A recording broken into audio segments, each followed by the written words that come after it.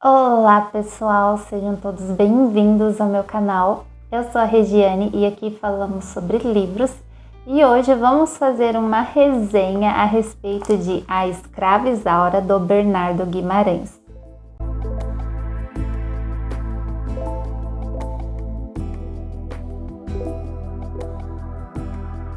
Se você viu o vídeo em que eu abro este livro, eu digo para você que ele sobreviveu à leitura. Meio capenga, tive que remendar este livro aqui porque ele começou a descolar as páginas, então ele já passou por uma reforminha. Se você não está entendendo nada, este livro aqui ele é da Ciranda Cultural.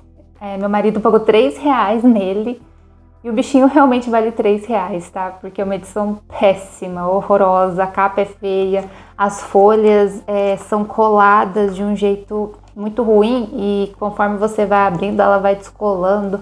É terrível, mas sobreviveu, consegui ler e até me surpreendeu no sentido de ser confortável para ler, porque eu não precisei ter tanta dó dele. Então ele era bem macinho de segurar para ler deitado e tal. Sobreviveu, tá? Mas eu vou fazer uma reforma nele, em breve trago um vídeo que eu quero alterar essa capa feia aqui. Então em breve vocês vão ver um vídeo eu reformando este livrinho aqui. Bom, é uma história que há muitas camadas, vamos conversar sobre todas elas. Se você não é inscrito no canal, aproveita para se inscrever, a curtir o vídeo, a comentar aí, você já leu essa história ou você só conhece a história por causa das novelas? Bom, vamos falar um pouquinho sobre o autor. O Bernardo Guimarães, ele nasceu no dia 15 de agosto de 1825, em Ouro Preto, Minas Gerais, meu conterrâneo. Ele se formou na faculdade de Direito, mas ele exerceu outras profissões, como juiz, jornalista, professor. Ele lançou várias obras também de relevância, como Garimpeiro, Seminarista. E A Escrava Isaura é a história mais famosa dele. Acho que justamente por conta das adaptações que ela teve. É uma história que foi adaptada para o cinema. Eu fiz uma colinha aqui para eu falar para vocês. Existem alguns filmes da Escrava Isaura que eu não conhecia, fiquei sabendo agora. Em 1929 teve a primeira versão audiovisual, um filme mudo dirigido por Antônio Marques. Em 1949 foi o primeiro filme sonoro baseado nessa obra aqui, estrelado por Fada Santoro na pele da Isaura. E depois tivemos adaptações para a televisão. Em 1965 teve a primeira telenovela pela extinta TV Paraná e foi estrelada por Maria Aparecida como a Isaura e a Léo Honório como Leôncio. Em 1976, a clássica e mais famosa adaptação produzida pela TV Globo, que é uma que eu quero muito assistir. E em 2004, o remake produzido pela Record, que foi a história que me apresentou A Escrava Isaura. E foi A Escrava Isaura, publicada em 1875, que causou um grande furor na sociedade da época, porque apresentou a posição de Bernardo Guimarães à campanha abolicionista. Então, o contexto histórico daquela época é que já tinha um movimento abolicionista muito forte. Algumas leis já haviam sido realizadas, como a Lei Eusébio de Queiroz, que foi em 1850, que é o fim do tráfico negreiro. A Lei do Ventre Livre, de 1871, que os filhos dos escravizados nasciam livres entre aspas, porque eles eram livres mesmo depois dos 21 anos. E depois, futuramente, viria a Lei do Sexagenário, em 1885, que é a lei que os escravos acima de 60 anos deveriam ser libertos. E em 1888 viria a Lei Áurea, que era o fim da escravidão. Então, em 1875, havia esse burburinho, havia esse movimento para ter o fim da escravidão. E o Bernardo Guimarães se posicionou como um abolicionista. Até aí, é tudo muito lindo, tudo muito bonito. Mas conforme a gente lê a história, a gente desce um pouquinho a ladeira. O que acontece nesse livro? Bernardo faz uma história sobre uma escrava branca. Eu falei isso no livro de leituras do mês. É compreensível ele escolher uma protagonista branca, porque se o objetivo dele, era conscientizar as pessoas que eram a favor da escravidão, fazer uma história sobre uma personagem negra, talvez essas pessoas não iam querer ler, Afinal, são pessoas... Para que eles vão ler, uma história sobre o negro se para eles o negro não era ninguém? Então, colocando uma escrava branca já dava um motivo para as pessoas lerem. É um romance de entretenimento para a época, mas ele colocou ali nas entrelinhas muita crítica, algumas críticas que hoje a gente repete elas, não só na questão do racismo, mas na questão de tudo, dos governantes atuais, são questões políticas que ele deixa bem claro aqui e que fazem todo sentido até hoje. Só que é complicado ler a história sobre uma escrava branca, porque temos Isaura.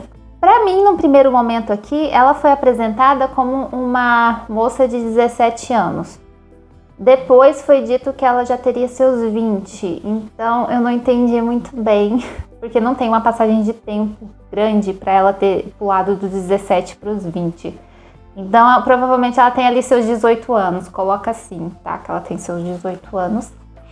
A mãe dela era uma escrava. O comendador Almeida, encantado por uma mulata, ela é descrita aqui como uma mulata, ele tenta a todo custo seduzi-la, mas ela acaba ficando firme em não ceder a ele. Então, por conta disso, ele a tira de dentro da casa, que ela era uma escrava da casa, elas são chamadas de mucamas. Tira ela e pede para o feitor da fazenda colocar ela nos piores trabalhos, os trabalhos mais pesados lá fora, na roça. Só que o feitor, que era o Miguel, ele acaba se apaixonando por ela por ele. Ela engravida e tem uma filha. E quando o comendador Almeida descobre isso, ele fica louco da vida. Ele começa a infernizar, essa escrava até que ela acaba falecendo. E ela falece por conta do trabalho pesado que ele coloca para ela fazer. E o Miguel acaba saindo deixa de ser o feitor da fazenda, ele vai embora. E o comendador Almeida fica com a Isaura para a esposa dele, porque a esposa dele teve vários filhos, só que todos acabaram falecendo na infância. Apenas Leôncio sobreviveu. Então ela acha que Isaura é um milagre de Deus, ela pega a menina para criar. Isaura, ela é criada como uma dama da sociedade, então ela sabe tocar piano, ela sabe ler, ela sabe escrever, ela sabe se comportar na sociedade, ela sabe idiomas, então ela foi criada como se ela fosse uma moça da sociedade, uma dama da época. Ela é descrita como uma moça muito bonita e ela tem a pele branca. Leôncio, o filho mimado, é aquele filho que entrou em várias faculdades, abandonou todas, foi para a Europa com a desculpa de estudar lá, mas ele só gastava o dinheiro do pai. Chegou uma hora que o pai falou, já chega, volta para casa, a gente vai ter que arranjar alguma coisa para você fazer aqui. E para dar um jeito no filho, o pai acabou casando ele com a Malvina, uma moça de uma família muito rica e importante. Então isso deu um jeito no Leôncio e também obrigou ele a trabalhar ali na fazenda. Leôncio queria trabalhar na área de finanças, mas ele queria ser só o patrão, ele não queria trabalhar realmente, mas ali na fazenda o pai dele colocou ele na administração. Logo a mãe de Leôncio faleceu, pouco depois do casamento dele, então o pai vai para a corte e deixa a fazenda ali à disposição do Leôncio para ele cuidar. E nisso Isaura está ali, ela sabia que a madrinha dela, a mãe do Leôncio que criou ela, queria lhe dar a carta de alforria. mas acabou que não teve tempo dela dar essa carta. O pai do Leôncio havia prometido que venderia Isaura para o pai dela por 10 contos de réis. Eu fiz uma pesquisa para saber quanto valeria hoje os 10 contos de réis, mas não dá para calcular exatamente, porque se a gente fosse calcular como se fosse os dias de hoje, um conto de réis equivaleria mais ou menos a 120 mil reais. Então 10 contos seria cerca de 1 milhão e pouco de reais. Então, só para a gente ter uma ideia, que era um valor muito grande que o pai de Isaura teria que pagar pela Isaura. Só que Leôncio, ele não quer vender Isaura, porque Leôncio criou uma obsessão doentia por Isaura. Ele quer Isaura para ele, quer que ela se renda a ele, ele não quer usar a força, né? Mesmo ele tendo direito, afinal a escrava é dele, mas ele não quer usar a força, ele quer que ela venha até ele de boa vontade para se deitar com ele. É exatamente isso que o Leôncio quer.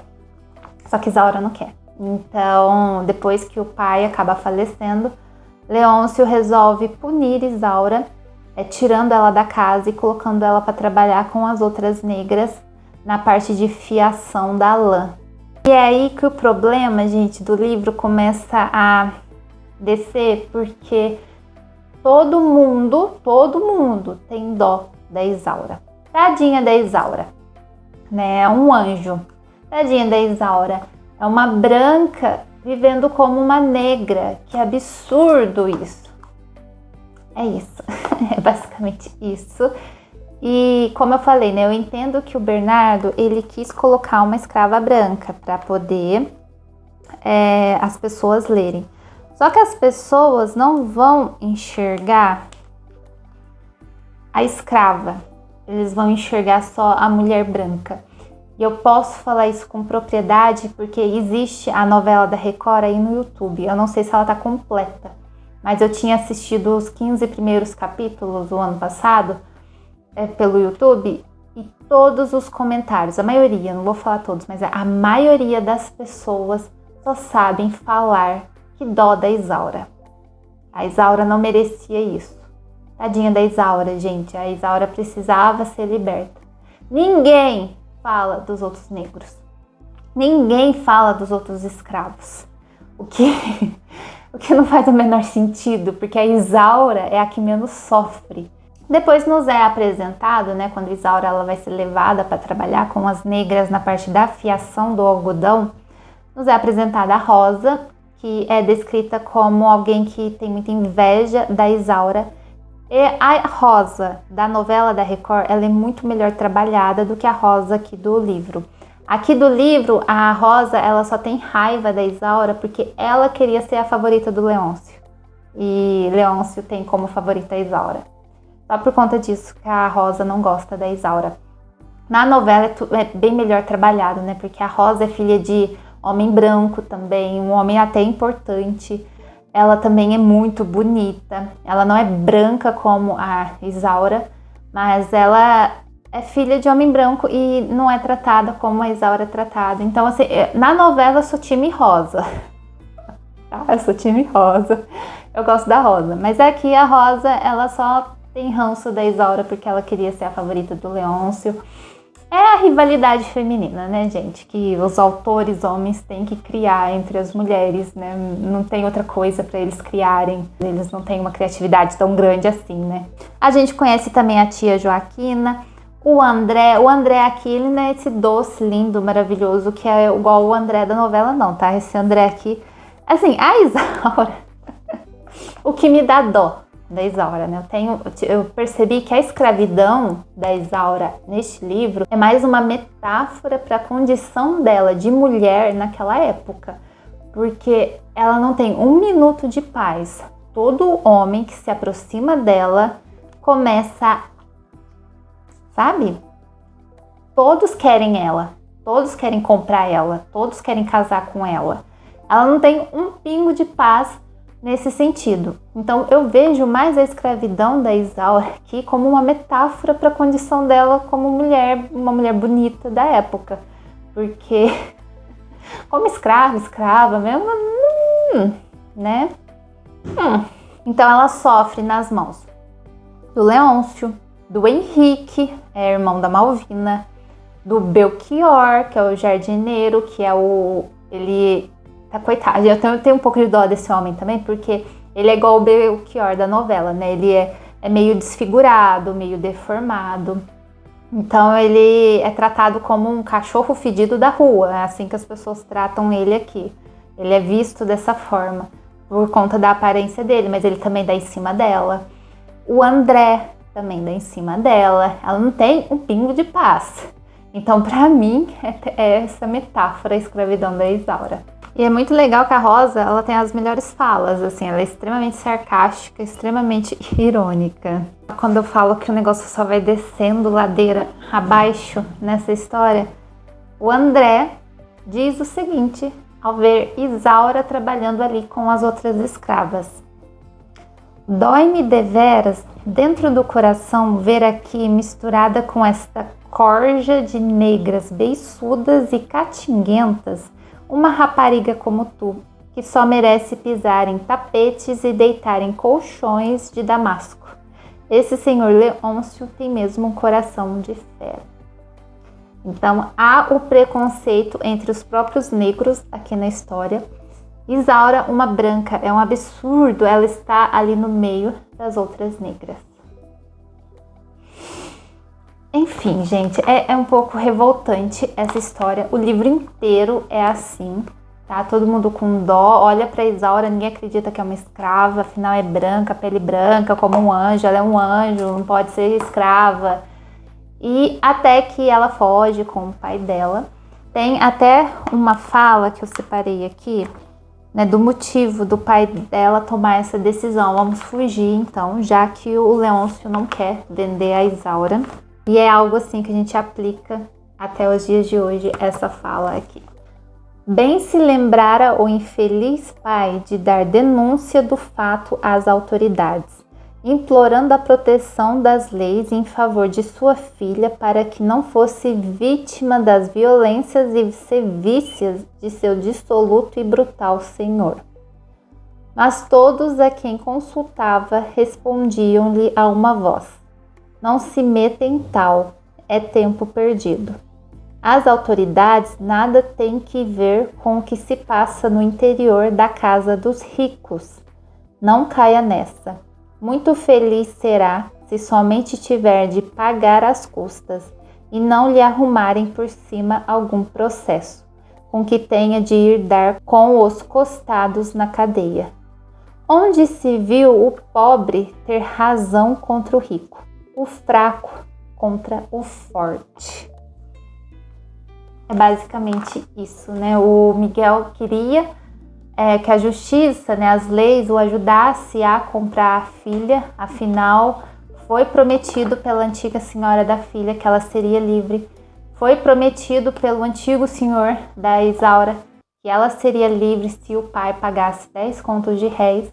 Leôncio não cumpriu nenhuma das promessas, então ele queria ver se havia alguma lei, alguma brecha ali na justiça que o ajudasse. Mas não há. Afinal, Leôncio era um homem rico. Quem vai querer arranjar encrenca com gente rica, né, gente? E eles fogem, vão lá para Pernambuco. Lá, um homem chamado Álvaro vê Isaura, se apaixona por Isaura, faz ela ir até um baile com o pai dela. E ele sai falando para todo mundo que ele conheceu um anjo, que ele se apaixonou. E ele é um homem muito rico, Álvaro. E nesse baile tem o Martinho, que é um homem ambicioso, que viu no anúncio que uma escrava branca havia fugido. E ele vê na Isaura essa escrava, porque é descrito exatamente como era, né, a escrava fugida, e Isaura se encaixava perfeitamente. Ele revela na frente de todo mundo que ela é a escrava e ela acaba confessando, porque Isaura está angustiada, ela não aguenta mais viver escondida com o pai. Ela tá assim, a saúde mental da Isaura não existe, tá? Coitada. Não existe. Ela vive sempre com medo e reclusa com o pai. E quando isso acontece, ela acaba falando: ai, chega, eu não aguento mais mentir.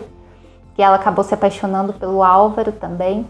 E ela estava mentindo para ele esse tempo todo. Então, ela acaba confessando e Álvaro se propõe a cuidar da Isaura e do pai e levá-los até o Leôncio, né, o senhor da Isaura, mas no fundo ele não faz nada disso, ele mantém eles lá escondidinho e tenta achar brechas na lei. Ele tem um amigo, o Geraldo, que é um advogado importante, um juiz, uma parte dos direitos lá daquela época. E eles conversam e Álvaro diz outra frase que cabe perfeitamente nos nossos dias. Uma instituição má produz uma infinidade de abusos que só poderão ser extintos cortando-se o mal pela raiz. Álvaro é um abolicionista. Ele herdou, né, depois que a família faleceu, ele herdou todas as fazendas, né, toda a fortuna da família, e ele deu carta de alforria para todos os escravos que havia em posse da família dele, e ele arrendou uma fazenda para que esses escravos, ex-escravos, né, para que esses negros pudessem trabalhar lá, tirar o seu sustento, viver lá, ter, né, um lugar para viver. Afinal, quando um negro também recebia uma carta de alforria, ele ficava a Deus dará, né? Não tinha mais para onde ir, o que fazer, não era bem organizado isso. Então Álvaro deu uma fazenda, arrendou, né? Então eles pagavam tipo um aluguel para Álvaro e eles viviam lá, né? Cuidavam de lá, comiam a comida que eles cultivavam, eles vendiam, faziam o dinheiro deles. Então Álvaro era um homem que não concordava com a escravidão. Então ele quer, né, libertar Isaura, porque ele também se apaixonou por Isaura. E ele quer que as leis mudem, que a abolição realmente aconteça. Só que ele fica meio de mãos atadas. E agora eu vou contar o desfecho da história. Leôncio vai até lá, já que Martinho avisa ele onde Isaura estava. Pega Isaura, leva ela e leva o pai dela. E Leôncio quer se vingar, né? Porque ele ficou com muito ciúme de Álvaro ter se apaixonado pela sua Isaura. Então ele quer fazer o seguinte: queria gozá-la fosse embora por um só dia, e depois de profanada e poluída, entregá-la desdenhosamente ao seu antagonista, dizendo-lhe: venha comprar a sua amante, agora estou disposto a vendê-la e barato. Então Leôncio queria passar uma noite com Isaura e depois de usada, toma, Álvaro, pode pegar aqui o meu resto. É basicamente isso. Leôncio é um homem podre. Só que não consegue, porque Isaura não cede. E ele quer que ela venha de boa vontade. Então ele arma outro plano. O plano dele é casar Isaura, dar a carta de alforria. Só que tudo vai ser uma farsa. Na verdade, o casamento e a carta de alforria, pelo que eu entendi aqui, ia ser uma farsa. E com quem ele iria casar Isaura? Com Belchior. Sim, com um homem que é deformado, que tem as suas dificuldades na aparência e é tratado como um cachorro fedido da rua. Iria casar Isaura, porque seria um castigo para ela. Em troca, o pai não vai para a cadeia por ter fugido com a filha e também quita as dívidas, porque Leôncio jogou nas costas do Miguel todas as dívidas que ele gastou indo buscar a Isaura e voltando com a Isaura. Então Miguel está endividado até os fios de cabelo e quase indo parar na cadeia. Então, se Isaura topar se casar com Belchior, tá tudo esquecido. E para Isaura, ela prefere a morte. Ela prefere morrer a se casar com Belchior. Ai, gente, dá agonia também disso, porque a Isaura também tem o preconceito dela com a aparência do Belchior. Enfim, né, vamos... é difícil, gente, uma história difícil de ler, tá? Porque você fala, pelo amor de Deus, gente, é um ser humano mais podre que o outro neste livro. Só é da Isaura que o povo tem dó, é impressionante. É igual a novela, né? Eu assisti a cena que a negra Joaquina vai pro tronco, ela sofre, a mulher já velha, para proteger Isaura, porque Isaura não quis se deitar com Leôncio. Tem essa cena, né, que o Leôncio fala, se deita comigo e eu poupo a Joaquina do tronco. E a Isaura não vai. Ela não vai e manda a Joaquina pro tronco. Gente, pra mim aquilo é o absurdo dos absurdos. Sabe, Isaura é a pessoa mais egoísta. que existe nesse planeta. Não tem essa cena no livro, tá? É que eu lembrei da novela. Ai, gente, olha. Enfim, Álvaro aparece no dia desse casamento. Ele havia descoberto, né, durante esse tempo, ele estava lá caçando uma maneira de salvar Isaura. Descobriu que Leôncio estava falido. Então Álvaro compra as dívidas de Leôncio. Automaticamente a fazenda, os escravos, tudo que pertencia a Leôncio passa para ele. Porque é a garantia, né, já que Leôncio está devendo, as posses dele meio que entram. É como dever para o banco vai lá e toma de você. Basicamente isso. Então Álvaro se torna dono de tudo, incluindo da Isaura. E ele dá tudo para Isaura. Fala, ó, tudo que era do Leôncio agora é seu. E Leôncio fica indignado com isso e ele dá na cabeça, porque ele não aceita que a Isaura seja dona dele, né? Ele se tornou o escravo da Isaura. E termina assim, termina daquela forma que os clássicos terminam, né? Isaura, eu acho que ela se casou com o Álvaro, não sei. Deve ter se casado e eu acredito que ela tenha dado a alforria para todos os negros. Ou ela vai ser uma Chica da Silva que depois de liberta vai ter os escravos dela. Será que ela deu alforria para Rosa? Aqui não tem, na novela ela dá. Aqui eu não sei. Enfim, a história terminou assim, gente. É revoltante, tem muita cena revoltante. É um pouco estressante. Eu não sei se cumpriu o objetivo, que era conscientizar as pessoas. Complicado, gente. Que coisa, né? Tadinha da escrava branca, né? Ô, pobre Isaura, ela é só uma escrava. Eu dei 3,5. A escrita do Bernardo é gostosa. Não é um livro difícil de ler. Tem uma outra palavrinha assim que a gente pesquisa no dicionário, mas é muito bem escrito, bem descritivo, tem bom humor. O narrador aqui, ele conversa diretamente com você. É como se ele estivesse te contando uma história mesmo. Fosse um amigo sentado aqui te contando uma história. Então, é agradável de ler nesse sentido. Mas se a gente for levar a sério esse livro, você fica doido. Porque é uma comédia. Eu dei muita risada em cenas que não era, acho que o objetivo rir. Mas eu tive que rir porque, né? É absurdo atrás de absurdo aqui. Enfim, você já leu? Você gostou? Você concorda comigo? Comenta aí, me fala. E se eu deixei de passar alguma informação que você tenha, comenta aí também a respeito dessa história. Se inscreva no canal, curta o vídeo e nos vemos no próximo vídeo. Um beijo, tchau, tchau.